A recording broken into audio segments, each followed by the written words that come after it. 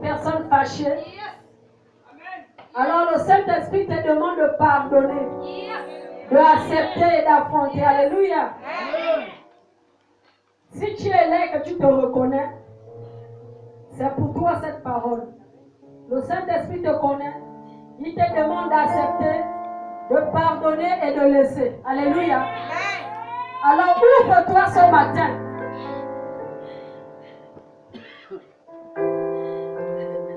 Si la personne est dans la salle, tu peux embrasser la personne.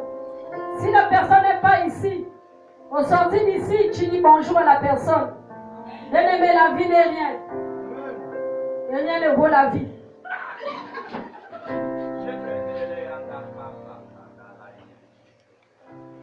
Alléluia. Le Saint-Esprit est ici. Il est présent. Il y a un chant que j'ai appris ici et que j'ai écouté ici. Je ne sais pas chanter. Je vais donner les chants qui vont m'aider. Il a parlé, Seigneur, je veux voir ta face. Je l'ai entendu, Seigneur, je veux voir ta face. Gustave a dit que tu es puissant et je l'ai écouté, Seigneur, je veux voir ta face. Gustave a dit que tu es amoureux, je l'ai entendu, Seigneur, je veux voir ta face. Vous êtes des sœurs, c'est le diable qui veut vous diviser. En vous, il y a des choses, vous devez travailler ensemble. Alors le diable connaît cette option, voilà pourquoi il met une barrière. C'est ta soeur et non pas l'ennemi. Le diable est vaincu, il est dépouillé. Il est tombé, alléluia. Désormais, pardonnez-vous, acceptez-vous. La Bible dit que aime ton frère que tu vois avant de l'aimer. Et le diable, il vient mettre le pain noir, il vient mettre la confusion. Alléluia. Ils sont appelés à servir Dieu ensemble. Et il y a quelque chose qu'ils vont se communiquer. Le diable, il vient mettre la barrière. Le diable, tu es vaincu, tu n'es qu'un menteur. Venez, le pasteur va prier pour vous.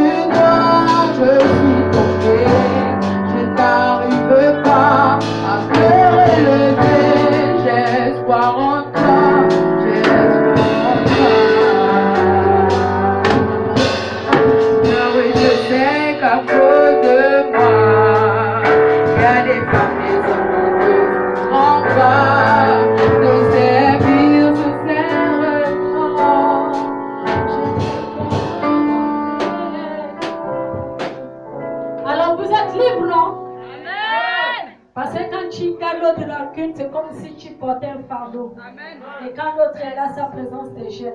Mais le Saint-Esprit m'atteste qu'ils ne sont pas les seuls. Il y a encore bien d'autres qui se cachent. Alléluia. Même si tu as honte de te lever, mais au sortir du culte, cherche à oublier, à te réconcilier avec cette personne. Alléluia. Quand le pasteur m'appelle, je crois que c'est dimanche passé, il me dit que c'est moi qui devais intervenir. Je lui ai demandé le thème. Il me dit non, toi-même trouve le thème. Alors j'étais là. Je disais, qu'est-ce que je peux aller donner à ton peuple? Parce qu'on ne fait pas une prédication pour venir faire plaisir, comme certains pour venir se faire voir, faire montrer la prospérité, etc. On donne ce que Dieu te donne, parce qu'il y a un cœur qui a besoin. Il y a un cœur qui souffre. Alors je disais à Dieu, Seigneur, je ne veux pas paraître. Je veux que tu parles à ton peuple. Si tu as touché le cœur de ton serviteur, c'est parce qu'en moi tu as déposé quelque chose. Mais je ne sais pas laquelle. Qu'est-ce que je veux donner à ton peuple? Alors j'étais là, je traînais. Au moment où je vais méditer, je cherche des thèmes, ça sortait. J'étais là, je disais, Seigneur, qu'est-ce que je vais aller dire? Et quand mon mari arrive, je dis à mon mari que là, je dois intervenir du côté des Zion, mais jusqu'alors, je ne trouve rien. Il me dit, non, moi je lis la Bible tous les jours. Parle de l'obéissance. Je dis, ok. Pour ne pas le frustrer, je dis, si, tu as raison. Mais il faudrait que le Saint-Esprit aussi atteste. Mais on va demander à Dieu. Et là, j'étais dans la prière. Je disais, Seigneur, est-ce qu'il faut parler de l'obéissance? Il me dit, j'ai trouvé un autre thème. Dieu a donné un commandement à Jésus. J'étais là, j'ai dit, ok, j'ai compris. Mais mon cœur n'avait pas la paix parce qu'il fallait que le Saint-Esprit m'atteste. Et voici le message. Alléluia. Vous savez à quel moment Dieu m'a parlé? C'est hier dans la nuit. Donc toute la nuit, je n'ai pas dormi. Je disais, mais qu'est-ce que je vais aller dire? Moi, je ne veux pas aller dire parce que je connais, puis je viens dire ce que je connais. Ce que je connais, ce n'est pas ce que le peuple veut. Seigneur, tu connais le besoin du peuple. Qu'est-ce que le peuple a besoin? Alléluia. Alors dans la nuit, j'ai fait une vision. Parce que je dormais, je me réveillais, je dormais, je me réveillais. On me montre des personnes comme en prison, dans une salle, mais en prison, qui avaient besoin d'une délivrance. Alléluia. Puis je me réveille, je dis, qu'est-ce que ça signifie? Après, on me montre, je suis en train de chanter. Il y a un arbre, je suis en train de chanter. Et je crois qu'il y avait un homme de Dieu, je crois que c'était notre pasteur. Il me donnait le thème. Et j'ai chanté avec le thème qu'il me donnait. Il y a un homme court, comme ça, les bras étaient dans les habits. Vraiment, il empêchait à ce que le thème soit prêché. Donc, il empêchait la communication entre le pasteur et moi. Il était là, il amenait la distraction à gauche, à droite. J'étais là, je disais, mais le bout d'homme là sort d'où? Lui là, c'est qui? Je me réveille. Je dis, Seigneur, qu'est-ce que ça veut dire? Je n'ai pas compris. Quand je redors, c'est la même personne. Il est petit comme ça. Alors Dieu me parle de l'église. Alléluia. Il a commencé à me donner le message et me dit ce qui s'est passé à l'église. Et j'ai compris que l'église est combattue par un petit démon comme ça. Mais la Bible dit que là où l'Esprit de Dieu réside, l'ennemi aussi est là. Pour connaître que l'église l'a pris Dieu, c'est parce qu'il traverse. Vous allez voir aujourd'hui l'église. Moi, je parlais ouvrir une église. Et puis, en un mois, j'ai déjà, ici, il n'y a pas les gens, j'ai déjà peut-être 100 000 personnes. Dieu n'est pas dedans. Nous sommes dans les derniers temps, bien-aimés, ouvrons nos yeux. La Bible dit dans les derniers temps, n'allez pas dans les grandes églises, je ne serai plus là-bas. Je serai dans les choses viles, les choses faibles, les choses petites. Là où il n'y a pas le bruit. Mais là, vous allez comprendre que l'infime s'est levé. C'est vrai que Jésus a dit qu'on va faire. Ben, c'est trop, il y a trop du chantage dans le miracle. Je vais vous donner une stratégie, comment le diable aujourd'hui agit. Pour les gens qui sont fans des miracles et de l'onction. Le diable aujourd'hui est devenu porteur d'onction et du miracle. Alléluia. Amen. Ceux qui lisent la Bible vont comprendre comment Dieu dit que quand le diable va venir sur terre après l'enlèvement des élus, il va même faire parler la statuette. Il va faire tomber le feu du ciel pour convaincre que c'est moi l'antichrist, parce qu'on l'appelle Christ. Pour convaincre que c'est moi le Christ que vous cherchez et je suis la solution. Et la Bible dit que ceux-là qui ne sont pas les miens ne vont pas me reconnaître, ils vont le suivre. Amen. Mais il est là en ce moment. Il faut avoir les yeux pour connaître que voici l'antéchrist. Il est en ce moment ici voilé. Il est même présentement au Gabon, mais il est voilé. Bien aimé, faisons très très attention, parce qu'il y aura des surprises. Tu as loué pour Jésus. Mais un jour, il te dira qu'excuse-moi, je ne te connais pas. J'ai prophétisé. Excuse-moi, je ne te connais pas. J'ai donné des grosses dîmes. Excuse-moi, je ne te connais pas. Mais j'étais constamment à l'église. Excuse-moi, je ne te connais pas. C'est moi qui l'avais le pasteur qui le préparait. Excuse-moi, je ne te connais pas. La Bible dit que soyons prudents comme des serpents. Les serpents est très prudent, vigilant même. Dans les derniers temps, il y aura des loups, des ravisseurs. Ceux qui courent derrière la prophétie. Aujourd'hui, si ton pasteur n'est pas prophète, tu ne peux pas aller dans son église. Faites très attention. La prophétie, le miracle et l'onction. C'est ce qui a perverti l'église aujourd'hui. Vous êtes d'accord que quand le diable quitte le 3e ciel pour le 2e ciel, Dieu ne l'a rien enlevé. Dieu l'a tout laissé. Il a la puissance et il est fort. Ce qui nous maintient, c'est le Saint-Esprit. Sans le Saint-Esprit, tu ne peux rien contre le diable. Parce que Dieu l'a doté des talents et des dons qu'il ne sait pas, il n'a pas récupéré. La Bible dit que Dieu ne s'est pas repenti, il ne l'a rien enlevé.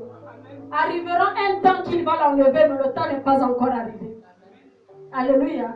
C'est quand il viendra plier la terre avec tout ce qui réside et le diable pour la fin. C'est là où Dieu va retirer. Mais pour le moment, le diable utilise les pouvoirs que Dieu l'a donné. La seule chose que le diable n'arrive pas à faire, c'est parce qu'il n'est pas omniprésent, omniscient, omnipotent. Parce que s'il avait la capacité d'être partout en même temps, je pense qu'aujourd'hui, même nous autres, on devait être à terre. Alléluia. Parce qu'aujourd'hui, le diable agit dans une dimension très puissante et forte. Comment connaître l'ivraie et le bon grain? La Bible dit, laissez les deux croître ensemble. Avec le temps, je vais enlever l'ivraie. Mais comment connaître? Vous allez voir, surtout nous les femmes, tu as la recherche du mari, de l'enfant, de l'emploi. On est dans les églises et c'est nous qu'on utilise beaucoup. Pour vous révolter, bien aimé. Méditez la parole. Je suis venu ce matin pour choquer. Alléluia. Je suis venu ce matin pour révolter le chrétien. Nous sommes à la fin. Le pasteur pouvait me dire, Cécilia, la montre est à 18h30 ou 17h30. Dans l'un de ses enseignements. Pour dire que Jésus-Christ est déjà, le temps de Jésus est déjà là. Mais il patiente à cause de toi et moi. Mais aussi longtemps que toi et moi on va traîner, il y a d'autres qui sont en train de se perfectionner et ils partiront. On va être perdus. Parce que la Bible dit qu'il y a deux catégories. Il y a les élus et les appelés. Nous sommes tous dans les églises. Toi, tu es quoi? Tu es dans quelle catégorie? Élu ou bien appelé? Sœur, frère, tous les dimanches tu es à l'église. Tu es quoi? Élu ou bien appelé? Les élus, on ne les trompe pas vite. Et même si on les trompe, ils ont la vigilance. Les élus sont distingués. Vous allez voir le peuple d'Israël. Ils sont distingués, le peuple juif. C'est le plus intelligent du monde. Fort et riche. Toi, tu es quoi? Tu es lieu bien appelé. Le temps de jouer, la récréation est fini. Parce que même on a bougé le micro, Jésus peut descendre. Quelle sera ta place, bien-aimé? Tu es encore dans le conflit. Il m'a fait, il m'a dit. On ne me voit pas à l'église. Je cherche le mari, je cherche l'argent. Moi, je cherche le royaume des cieux. Alléluia.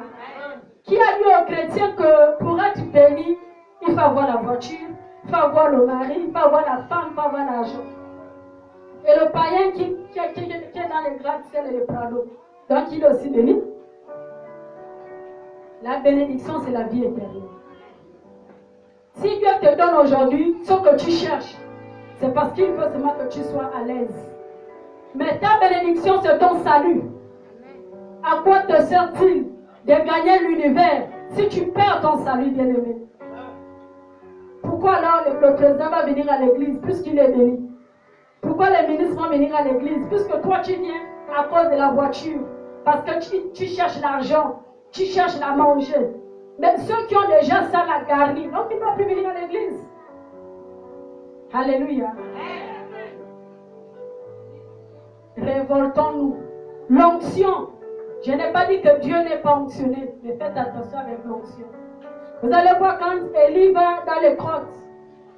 La Bible dit que le vent est venu. Élie est habitué au vent. Il se disait, mon Dieu, le Dieu d'onction, quand il sort, Dieu dit non. Moi, je viens préfigurer l'avenir. Dans l'avenir, je ne serai plus dans le bruit, mais dans le calme. Alléluia. C'est quand il y a eu le calme, quand Élie s'est dit, oh, donc là, Dieu pouvait être. Donc là, Dieu peut venir. Donc là, Dieu peut venir. Et c'est le corbeau qui lui donne à manger. Pourquoi le corbeau lui a donné à manger? La Bible dit que le corbeau est une mauvaise personne. Dans l'Ancien Testament, c'est un oiseau impur. Pourquoi c'est lui qui amène à manger? Partez la Bible. Si Dieu fait grâce qu'un jour je reviens, on va revenir dessus. Chrétien, il faut beaucoup méditer. Il faut beaucoup jeûner. La vie chrétienne, ce n'est pas venir à l'église, aller dormir. La vie chrétienne, ça c'est vie. Après l'église, quand tu pars, tu restes toujours chrétien. Tu dois connaître dans ta tête que je suis chrétien. J'ai envie d'utiliser quelque chose, mais je n'ai pas.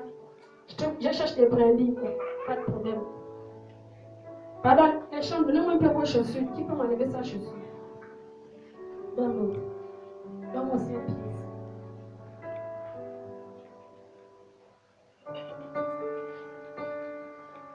Ceux qui ont fréquenté le village, vous savez le feu de bois, non?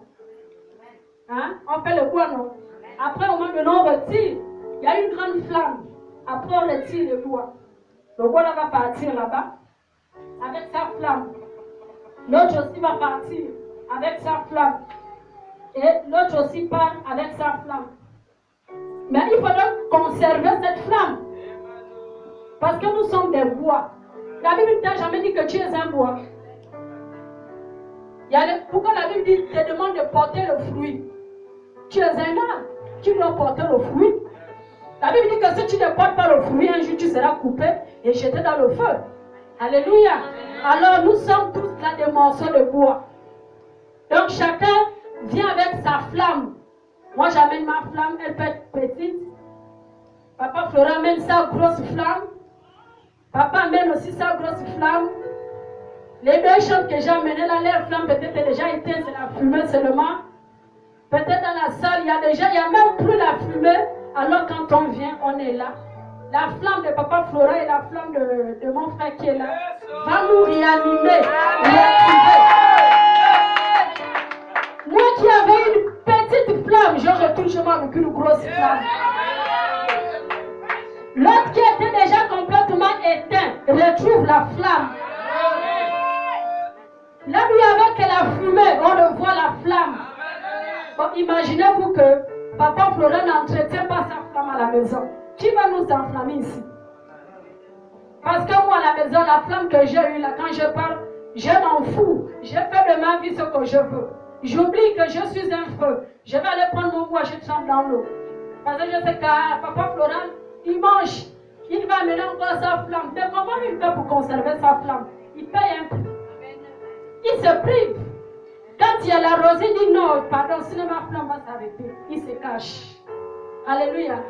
Mais toi qui es la rosée, il y a la pluie, tu es là. On doit te voir. Non. Conserve ta flamme. Alléluia. Sans plus tarder, nous allons ouvrir nos livres dans Ruth. Le thème, c'est la puissance de la fidélité.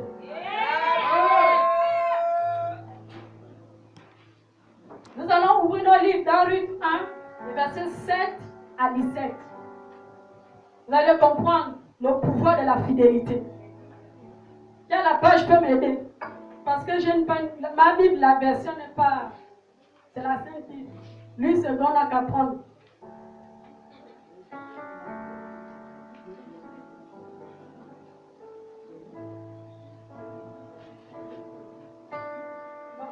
Je vais travailler avec...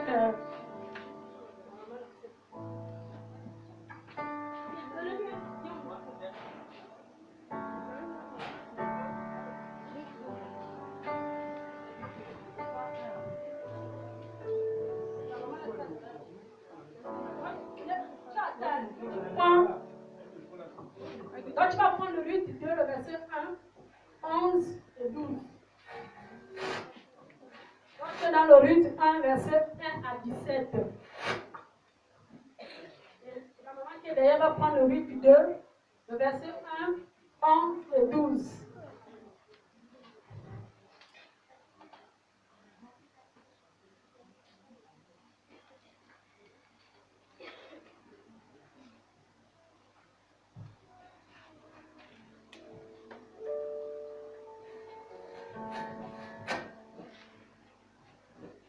Je lis la parole de Dieu dans le du verset 1 au verset 17. Du temps des juges, il y eut une famine dans le pays. Un homme de Bethléem de Juda partit avec sa femme et ses 2 fils pour faire un séjour dans le pays de Moab. Le nom de cet homme était Elimelech, celui de sa femme Naomi, et ses 2 fils s'appelaient Malcolm et Kilchon. Ils étaient Éphratiens de Bethléem de Juda. Arrivés au pays de Moab, ils y fixèrent leur demeure. Elimelech, mari de Naomi, mourut, et elle resta avec ses 2 fils. Ils prirent des femmes moabites, dont l'une se nommait Orpa et l'autre Ruth, et ils habitèrent là environ 10 ans. Machlon et Kiljon moururent.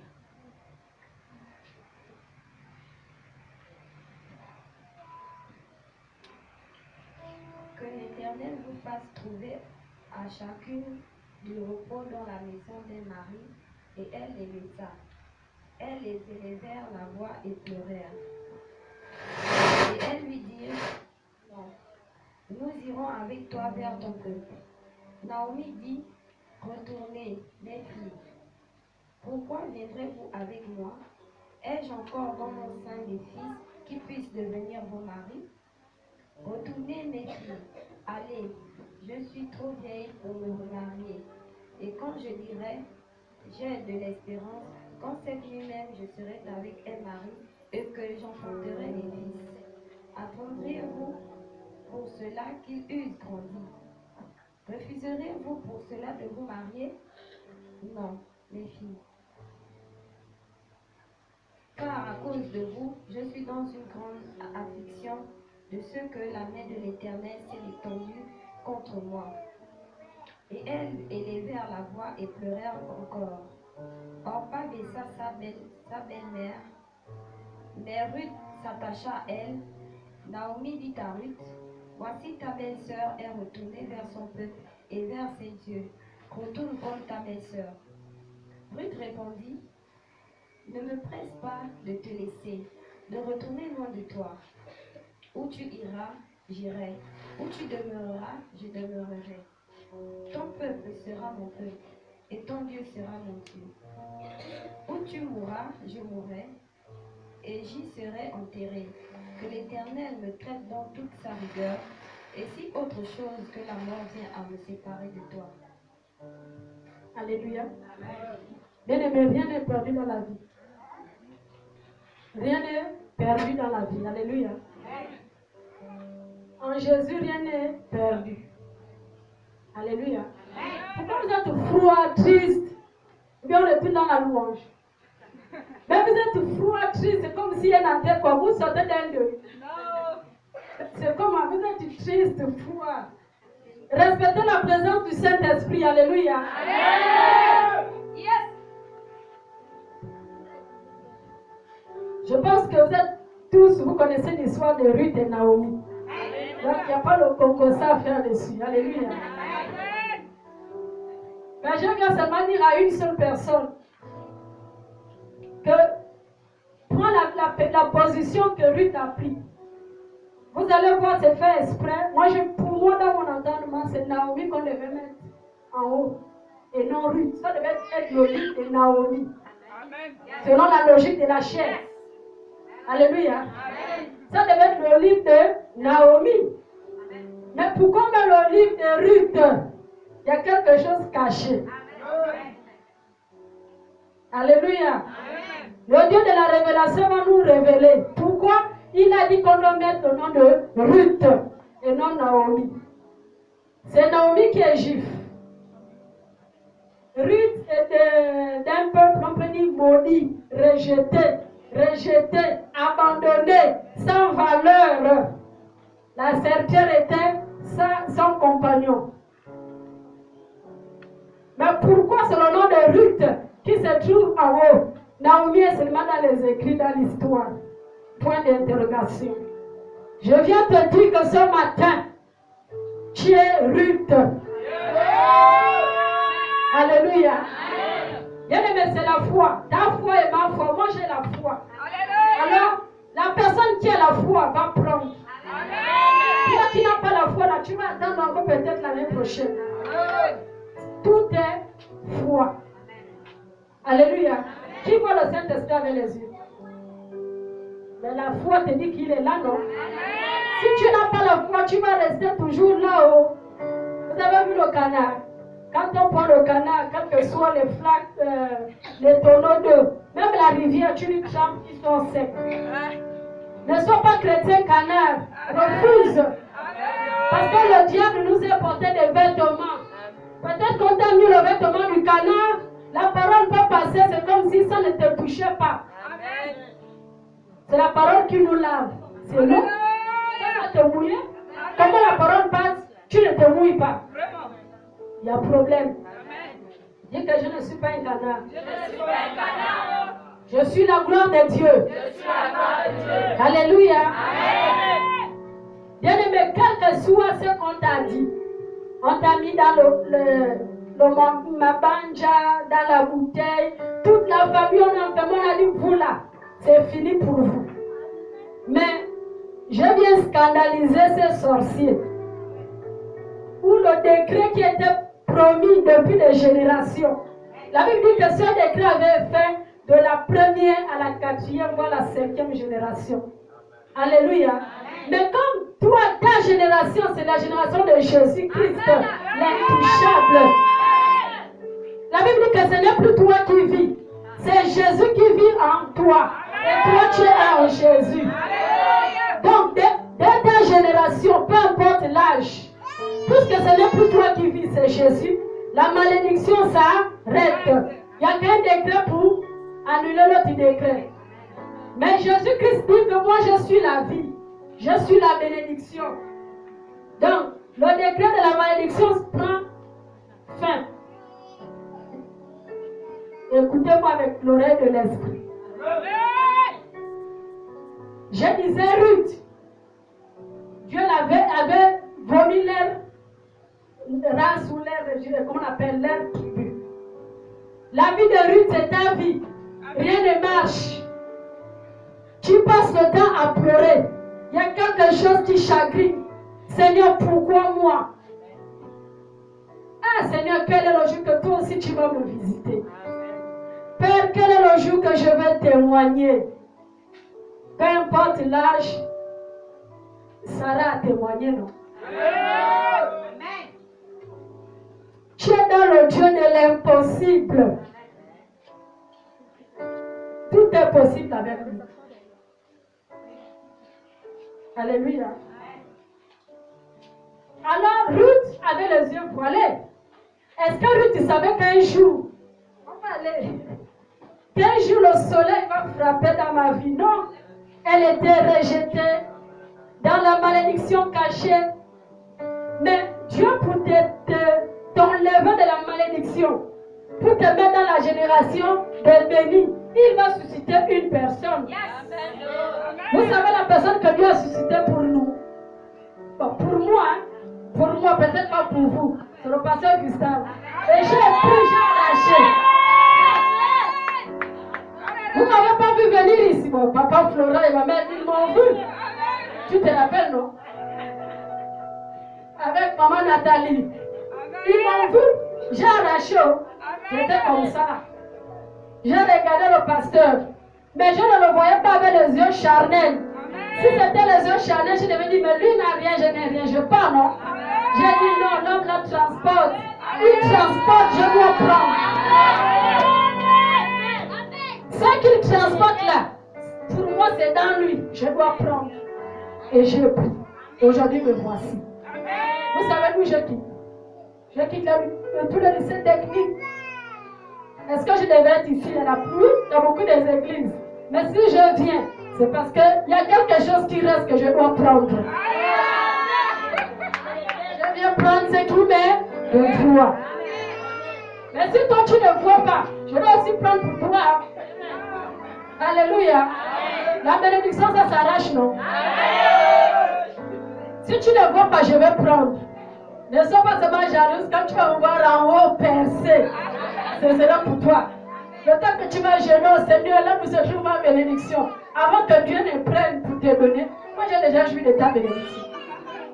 Alléluia. Alors Dieu va susciter Naomi.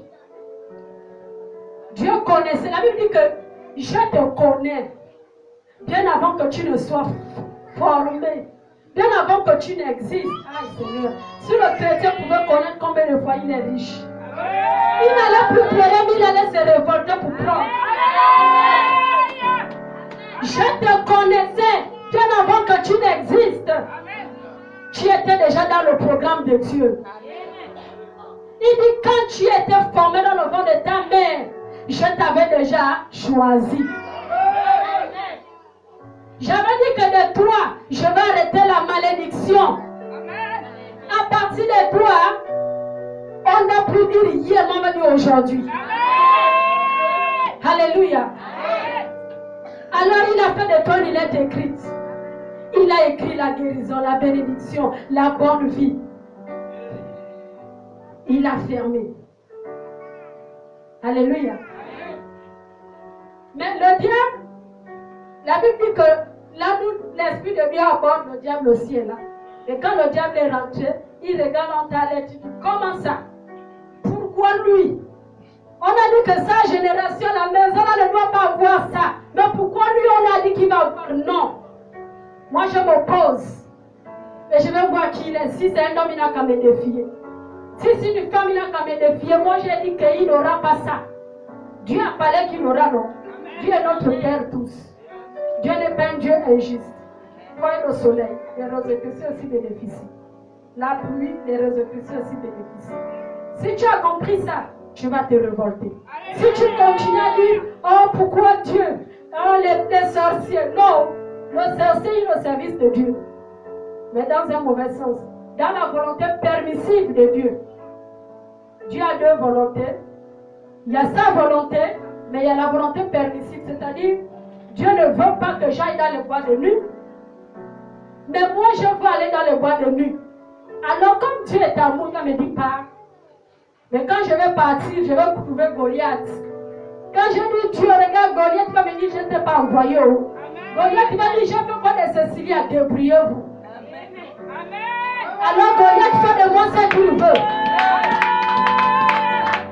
Je vais revenir ici en courant, passer Gustave. Le dos, prie pour moi le dos. Mais Goliath a frappé le dos. Parce que je n'étais pas à la frontière. Je suis parti en bois de nuit. Alléluia. Être chrétien n'interdit pas le diable de te toucher. C'est ta communion avec Dieu qui va faire en sorte que le diable ne te touche plus. Alléluia. Alors, le Goliath va dire, Seigneur, vous n'êtes pas au courant que le diable va dans la présence de Dieu? Lisez l'histoire de Job. J'ai dit que la famille là n'aura rien. Donc, comme Dieu a dit qu'il aura, il lance défi à l'homme que toi tu n'auras pas ça. Je vais voir là où tu vas voir ça. C'est la brimade. Voilà pourquoi on parle de la révolte. Tu dois te révolter, dit diable, sorcier. Tu es qui? Tu n'es pas au courant que Jésus a payé le prix? Tu n'es pas au courant que je suis une race élue et que je suis de la descendance bénite? Tu n'es pas au courant que je m'appelle co-héritier de Jésus, héritier de Dieu, qui est mon chemin? Et tu ne dis pas par les paroles. Le diable n'a plus peur de nos prières. Il a peur de la vie que nous menons. Tu peux prier matin, midi, soir, Seigneur, pour que le pasteur voie que, oh, mais j'ai très bien. Non, c'est le prix. Mais Dieu qui juge te voit zéro. Ce n'est pas le pasteur qui nous paye, c'est Dieu. Dieu. J'ai perdu avec le micro, mais si dans le cœur je suis dans l'adultère, Dieu me voit zéro. C'est la vie que tu vis qui impacte. Si tu crains Dieu, la Bible dit que la crainte de l'Éternel est le commencement de la sagesse. Bien-aimé, il n'y a pas une efficacité que craindre Dieu. Dieu te dit ne vole pas. Je ne vole pas parce que Dieu m'a dit je ne vole pas. Et tu vis ça. C'est la clé. Fais ça, tu vas témoigner ici. Dieu te dit sors de la fornication. Seigneur, je vais sortir même si ça me fait mal. Je ne peux pas commenter parce que je souffre. Mais comme tu m'as dit que je vais sortir, je vais sortir. On va te moquer de toi. Mais Dieu qui paye, Dieu qui voit dans le secret, il va te rendre le tout. C'est ta crainte. Voilà pourquoi il dit, est-ce que je vais encore trouver la foi? La foi et la crainte vont de pair. Ça c'est quelle foi qui n'a pas de œuvres. Tu peux avoir la foi, tu voles, tu fumes, tu vas en boîte de nuit. C'est toi qui fais le congrès dans l'église. Pourquoi ne vois pas la sœur? Parce que tu as une responsabilité dans l'église, tu fais ça. La Bible dit que le savoir que tu as, ce n'est pas pour dominer, mais c'est pour amener les autres. Mais nous les chrétiens, dès qu'on t'a donné un petit pouvoir, tu dis je connais, je suis saint. Entre-temps, tu es en bas, l'autre que tu dis ne rend pas celui que Dieu voit même. Et si l'église a la vie, ça cause de lui là. Il faut arrêter ça. Restons dans le christianisme, le véritable Jésus. Ça te sert à quoi de venir à l'église? Et nous les chrétiens, on a déjà la routine. Tous les dimanches, on est à l'église, lundi, il y a l'enseignement. Non. Le diable aussi, il est avec toi, il connaît la routine. Vis la vie de Dieu, tu vas impacter le monde des ténèbres. Tes bénédictions vont te suivre. Je ne croyais pas, c'était difficile. Le pasteur me disait, là, le bébé c'était Jérémie. Là, tu as encore Jérémie là, parce qu'il est bébé. Quand il va marcher, sûrement tu vas retourner dans la fornication. Il faut sortir de la fornication. Ça me faisait mal. Je disais, mais l'homme là, il est dur comme ça, pourquoi? Ça, c'est moi dans le cœur. Je vais partir d'ici là. Mais si Dieu ne l'avait pas utilisé pour être dur, je ne devais pas être ce que je suis aujourd'hui. Partout où je passe, j'ai son nom dans ma bouche. Alléluia. Vous n'avez jamais vu mes enfants venir passer le week-end ici. Parce que j'ai gardé quelque chose de positif en eux. Vous allez voir Naomi et Ruth. Ruth a dit comment? Naomi a dit partez. À cause de vous, mes enfants sont morts. Laissez-moi tranquille. Vous allez avoir un père spirituel qui ne te réprimande pas, il ne t'aime pas. Ton père spirituel doit être dur avec toi. Doit être sévère avec toi. C'est dedans qu'il te taille. Et quand au fur et à mesure qu'il est dur, il est sévère, il te pousse vers le trône. Le jour que tu vas cogner le trône, tu vas dire, oh Seigneur, je te bénis d'avoir mis un homme comme ça sur mon chemin. Alors, il y avait deux personnes. Ruth et sa belle-sœur, ils étaient deux. L'autre qui avait le cœur comme moi là, qui est qui? Elle se prend pour qui? Elle est la même ou quoi? Elle n'a même plus le mari. Les enfants sont morts. Elle fait la grande gueule.